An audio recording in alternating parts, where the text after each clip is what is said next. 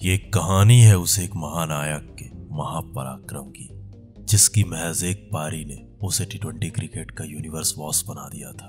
दुनिया उसे universe boss कहती थी और ये कहानी भी उसके इस नाम पर गवाही देती है। इतिहास के पन्नों में दर्ज वो मैच दुनिया के लिए ऐतिहासिक बन चुका था, लेकिन उस दिन क्रिकेट का वो यूनिवर्स बॉस गेंदबाजों का महाकाल बन चुका था।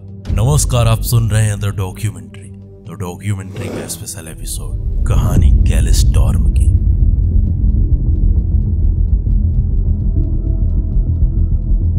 इतिहास के पन्नों में दर्ज ये मैच दुनिया के लिए ऐतिहासिक हो चुका है, लेकिन उस दिन क्रिकेट का वो यूनिवर्स बॉस वॉलर्स का महाकाल बन चुका था। 23 अप्रैल 2013 चिन्नास्वामी बेंगलुरु का वो मैदान, जिसमें 5 साल पहले मैकुलम का वो तूफान आया था। मैच शुरू होने से पहले किसको उम्मीद थी कि इतिहास के पन्नों में दर्ज वो पारी आज से ऐतिहासिक बन जाएगी। पिछले 7 मैचों में 3 बार अपने कप्तान को बदल चुकी पुणे वॉरियर्स का सामना विराट की कप्तानी वाली आरसीबी से था।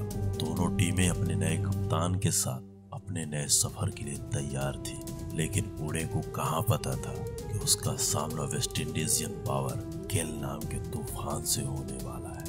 दोनों युवा कप्तानों के मध्य टॉस होता है। टॉस पुणे के पक्ष में गिरा। फिंच ने टॉस जीतकर पहले गेंदबाजी करने का निर्णय लिया और इसी फैसले के साथ प्रारंभ होती है पुणे के पतन की कहानी। टॉस हारकर पहले बल्लेबाजी कर रही आरसीबी, उसे कहां उम्मीद थी कि आज का दिन विश्व क्रिकेट में अपना अलग ही वर्चस्व स्थापित करेगा, एक ऐसा अध्याय बनाएगा जिसमें शासन भी उसका होगा और सुशासन भी। आरसीबी के लिए पारी की शुरुआत कर रहे थे क्रिस्टोफर हेनरी गेल और तिलक रत्ने दिलशान, और पुणे की ओर से पहला ओवर फेंक रहा था स्विंग का सुल्तान। ओवन ने अपने पहले ओवर में अपने अंदाज में गेंदबाजी की और पहले ओवर में ओवन के खाते से मैच 3 रन खर्च होते हैं। लेकिन इस ओवर के बाद प्रारंभ होता है कैल स्टॉर्म। दूसरे ओवर की शुरुआती 2 गेंदों में क्रिस्टोफर हेनरी गेल ने बैक टू बैक 2 चौके लगाए। क्रिस के तूफान से पहले वहां एक और तूफान पहुंच चुका था। मैच कुछ देर के लिए बारिश की वजह से रुका, लेकिन होने को कौन टाल सकता है। होता वही है जो वो चाहता है। बारिश हुई, बारिश रुकी, मैच फिर से प्रारंभ हुआ और प्रारंभ हुआ कैल स्टॉर्म। गिल ने मैच को वहीं से प्रारंभ किया जहां से बारिश ने खत्म किया था और अगली 3 गेंदों में 14 रन निकाल लिए। भुवन का अगला ओवर एक बार फिर से किफायती साबित हुआ। उन्होंने एक बार फिर से मैच 4 रन खर्च किए और अगले ओवर में सोक टिंडा ने भी ठीक ठाक गेंदबाजी की, लेकिन नॉन स्ट्राइक पर खड़ा वो इंसान टिंडा के इसी ओवर में स्ट्राइक चाहता था, लेकिन अगले ओवर में उसे स्ट्राइक मिलती है और मैच के 5वें ओवर में मिचेल मार्श को उसने 28 रन कूट दिए। इन्हीं 28 रनों के साथ उसका 50वां पूरा होता है। महज 17 गेंदों में क्रिस्टोफर हेनरी गेल के 50 रन पूरे हो चुके थे। पावर प्ले अब खत्म हो चुका था। 36 गेंदों में आरसीबी ने 62 रन बनाए थे। 7वें ओवर में क्रिस्टोफर हेनरी गेल ने अली मुर्तजा को रिमांड पर लिया और अपना पहला ओवर फेंक रहे अली मुर्तजा को यूनिवर्स बॉस ने 18 रन कूट दिए। अपने बॉलर्स की ये दुर्दशा देखकर पुणे का वो युवा कप्तान स्वयं के थाम लेता है। उसने स्वयं बॉलिंग करने का निर्णय लिया, लेकिन क्रिस ने न कप्तान को छोड़ा और न ही उप कप्तान को। कोई भी बॉल थामता, क्रिस के सामने उसका वही हश्र होता जो उसने बाकियों का किया था। नाम बदल दो, इंतकाम बदल दो, लेकिन अंजाम सभी का एक था। क्रिस के सामने कोई भी गेंदबाज बॉल थामने के लिए तैयार नहीं था, क्योंकि क्रिस का वो तूफान हर गेंद को ग्राउंड के पार गिरा रहा था। फिंच ने महज 6 गेंदों में गेल को 29 रन दे दिए। इन्हीं 29 के साथ गेल का स्कोर 95 के पार पहुंच चुका था। गेल अब शतक से महज 5 रन दूर था। अगले ओवर में टिंडा की ये फ्रेट क्रिस्टोफर हेनरी गेल को यूनिवर्स बॉस का ताज दे जाती है। आईपीएल इतिहास का सबसे तेज शतक उस दिन महज 31 गेंदों में आया था। गेल का ये तूफान, गेल की ये पारी अब इतिहास के पन्नों में दर्ज हो चुकी थी, लेकिन गेल नाम का ये तूफान अभी भी पुणे पर जारी था, क्योंकि अभी भी महज 10 ओवर का खेल हुआ था। अभी भी पारी के 10 ओवर बाकी थे। आरसीबी के खाते में 128 रन थे, जिसमें 100 से अधिक रन महज गेल के थे। ऐसे हालात में आरसीबी के बल्लेबाज पुणे के गेंदबाजों पर कहर बन के ठा रहे थे। 14 ओवर का खेल खत्म हो चुका था। आरसीबी के खाते में 168 रन थे और जारी था वो तूफान, जिसके नाम से उस दिन दिग्गज गेंदबाज भी कांप रहे थे। 15वां ओवर एक बार फिर से अली मुर्तजा को थमाया गया। मुर्तजा का फिर से एक बार वही हश्र हुआ जो पहले हो चुका था। मुर्तजा ने एक बार फिर से गिल के सामने 28 रन लुटा दिए। आरसीबी का यह स्कोर अब 168 से 196 तक पहुंच चुका था और गिल नाम का ये तूफान अब 150 के पार पहुंच चुका था। अगले ओवर में आरसीबी ने अपने कप्तान का विकेट खो दिया, लेकिन विराट के विकेट के बाद मैदान में आ चुका था विश्व क्रिकेट का 360। अभी सिर्फ गिल पिटाई कर रहे थे, अभी एबी का तूफान बाकी था। उस दिन उस मैच में गेंदबाजी नहीं अपने गेंदबाज होने पर रो रहे थे। भुवनेश्वर और लुक राइट के अलावा कोई भी गेंदबाज गेंद फेंकने से कतरा रहा था, क्योंकि इन दोनों गेंदबाजों के अलावा बाकी के सभी गेंदबाज बेधड़क निसंकोच पीटे गए थे। कोई भी गेंदबाज बॉल थामने से कतरा रहा था। कोई भी गेंदबाज हो, उसका अंजाम सिर्फ एक ही था। भुवनेश्वर के आखिरी ओवर में गिल ने भुवनेश्वर से भी 15 रन निकाल लिए और इन्हीं 15 रनों के साथ गिल ने ब्रेंडन मैकुलम का वो रिकॉर्ड तोड़ डाला जिसे तोड़ पाना दुनिया के लिए असंभव था। आईपीएल में सबसे बड़ी पारी खेलने का खिताब अब क्रिस्टोफर हेनरी गिल के नाम था। क्रिस्टोफर हेनरी गिल महज 61 गेंदों में 166 पर खेल रहे थे। अब उनकी पारी में 16 छक्के लग चुके थे। वहीं दूसरी तरफ से एबी स्टॉर्म ने महज 8 गेंदों में 31 रनों की पारी खेल दी।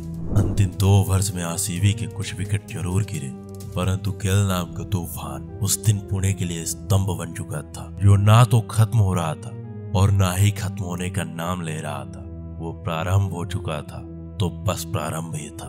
20 ओवर का गेम खत्म हो चुका था। आरसीबी के नाम अब इतिहास का सबसे बड़ा स्कोर था और उसी दिन क्रिस गेल ने 66 गेंदों में 175 रनों की वो पारी खेल करके टी20 क्रिकेट में सबसे बड़ी पारी खेलने का रिकॉर्ड अपने नाम कर लिया था। गेल ने उस दिन उस पारी में महज 66 गेंदों में 17 छक्के और 13 चौके लगाए थे। ये रहा आरसीबी के बल्लेबाजों का स्कोर कार्ड। दिलशान ने 36 गेंदों में 33 रन बनाए, विराट ने 9 गेंदों में 11 रन, एबी डिविलियर्स ने महज 8 गेंदों में 31 रन बनाए। जहां इस मैच में एक तरफ से गेंदबाजों की पिटाई हो रही थी, वहीं इसी मैच में भुवनेश्वर कुमार और लुक राइट ने बेहद किफायती गेंदबाजी की थी।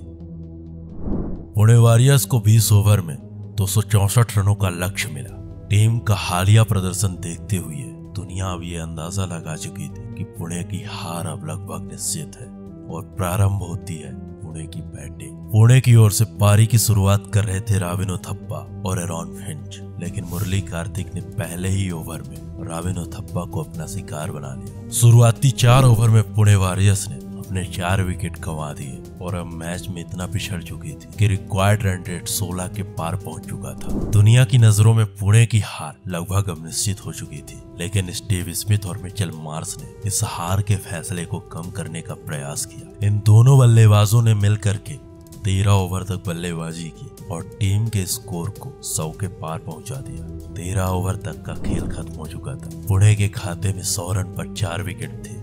इस मैच पर यह जीत लगभग अब असंभव हो चुकी थी, क्योंकि रिक्वायर्ड रन रेट अब 25 के पार पहुंच चुका था। अब यहां से इस मैच में सिर्फ जीत का अंतर कम करना था। आरसीबी के इस विशाल लक्ष्य के सामने पुणे के बल्लेबाज घुटने टेक देते हैं और 130 रनों के विशाल अंतर से हार का सामना करते हैं। उस दिन न युवा युवराज का बल्ला चला था, ना ही रॉबिन की तूफानी पारी आई थी, ना ही फिंच ने कहर ढाया था, ना ही स्टीव ने कमान संभाली थी। पुणे अपने इस मैच को बेहद शर्मनाक तरीके से हार चुकी थी। पुणे के लिए ये मैच नहीं, एक कलंक था। इतिहास का एक ऐसा कलंक जो पुणे के लिए अमिट और अपमानजनक था। क्रिकेट इतिहास में जब जब बड़े स्कोर का नाम लिया जाएगा, तब तब पुणे का नाम जरूर आएगा। क्रिस्टोफर हेनरी गिल अपने इस एक पारी की बदौलत विश्व क्रिकेट में यूनिवर्स बॉस बन चुके थे। उनकी इस एक इनिंग ने उनके रूप को रौद्र रूप बना दिया था। दुनिया की नजरों में वो काली शक्ति बन चुके थे। दुनिया की यादों में वो गिल नाम का तूफान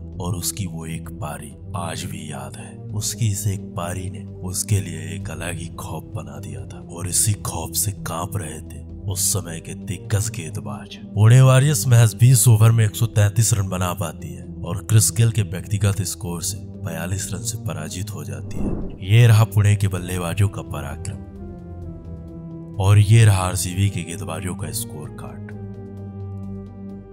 अगर इसी तरह के शानदार मैच स्टोरीज आप हमारी आवाज हमारे अंदाज में सुनना चाहते हो तो सब्सक्राइब करो हमारे चैनल द डॉक्यूमेंट्री को एंड हमें इंस्टा में डीएम करके बताइए कि next match story, match documentary किस प्लेयर पर चाहिए। मिलते हैं हम किसी और दिन किसी और मैच स्टोरी के साथ।